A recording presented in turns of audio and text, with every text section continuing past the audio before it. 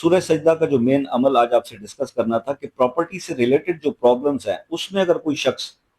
پھنسا ہوا ہے، یعنی کہ ایسا ہے کہ اگر کسی نے زمین جائیداد کے اوپر قبضے کیے ہوئے ہیں، یا آپ کا رائٹ بنتا ہے، جائیداد آپ کی ہے، لیکن کوئی آدمی اس کے اندر جو ہے وہ پرابلم پیدا کر رہا ہے، بیچنے نہیں دے رہا، یا اس کو آپ کے نام ٹرانسفر نہیں ہونے دے رہا، یعنی ریلیٹڈ پراپرٹی سے ریلیٹڈ ایون جتنے بھی مسائل ہیں، چاہے وہ وراثتی پراپرٹی کا ہی مسئلہ ہو، یا وراثتی پراپرٹی آپ کو مل نہ رہی ہو، یا ملی ہو تو وہ سیل نہ ہو رہی ہو، تو اس سے ریلیٹڈ پراپرٹی سے ریلیٹڈ جتنے بھی مسائل آپ کو درپیش ہیں، اس کے لیے سورہ سجدہ کا ایک بہت زبردست عمل یہ ہے